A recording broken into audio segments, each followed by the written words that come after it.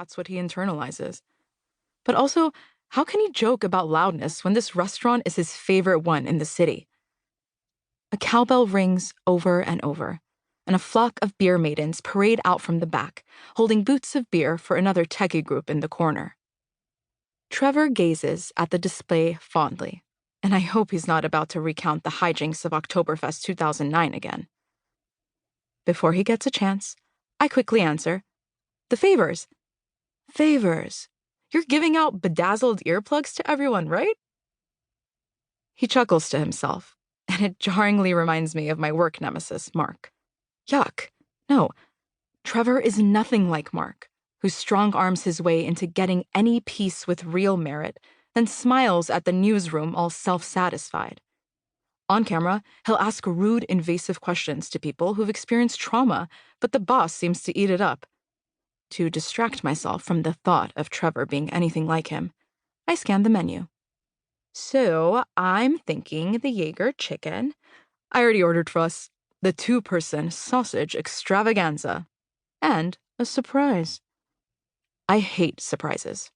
My hope is that he's referring to the apple strudel on the dessert menu, a huge departure from his usual lingonberry tart. Or maybe he bought one of the deer heads on the wall. They're cool, if sad, and he's been talking about making an offer on one. I give him a wan smile and start fanning myself with the menu like Tantig Sona. "It feels special that we're at Dickengräber tonight, ja?" Trevor's only a quarter German, and his last name, Milken, is Irish, but he was a German major, studied in Munich, and is still fluent. So naturally, he pronounces the restaurant name with a perfect accent, and not how I pronounce it, which is a variant of Dick Grabber. "Ja," I respond, trying to smile, assuming he means because he's headed off on a 12-hour flight to Germany tomorrow. He's assisting one of the partners on this patent litigation case with an electric bike manufacturer. It's a big deal for him. I need to pull myself together for his sake. I'm exhausted from a full day of shooting and editing, despite the uninspiring material, then dashing over to help with the shower, then navigating an hour of hair-pulling traffic to make it to the city. But he's been talking up our Dick Grabber date for weeks, and I'm wearing my red dress, and it's Friday, and I'm only 27, so I should have the energy for this. "I'm gonna miss you so much, Shotzi," he says, his voice icky sweet. Under the table, his hand squeezes my knee a little too hard. I don't wince. The pet name means treasure in German, which is cute, but he's stopped saying my real name, Nare, or even my nickname, Nar. "Me too," I say, conscious of how I sound, trying to match his tone. "But you'll be back soon."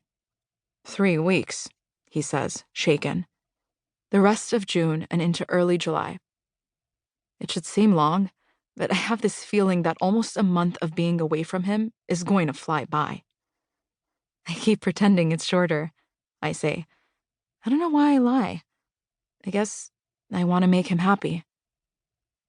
A waitress sets a bottle of champagne and 2 glasses in front of us. The label says Cristal 2010, and I feel like the heat is getting to me because that would be like a $500 bottle. Christ, it's 5 years old. It might be pricier. Then I see the Cheshire grin on Trevor's face. "Are we celebrating your trip? That's an..." I stumble over the words. "Extravagant goodbye gesture." Looking sly as hell, he says, "Oh, we're celebrating something, all right." He stands up and wedges himself between our table and our neighbors, his butt knocking over a beer stein, which he doesn't notice because it's deafening in here, and then he's in front of me, kneeling down. And oh my God, he pulls out a dark blue box and my blood is rushing in my ears. I'm gripping the seat of my chair like it's the only thing keeping me from slipping to the floor.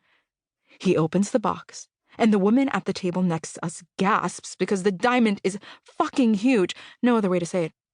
And I know he has done something stupid, like taken the 3-month salary rule too literally, because he makes a lot pre-tax, but he owes a wild amount of student debt, and that makes me think of my dad and the secret second mortgage he left us when he died. And I don't want to be thinking about that right now.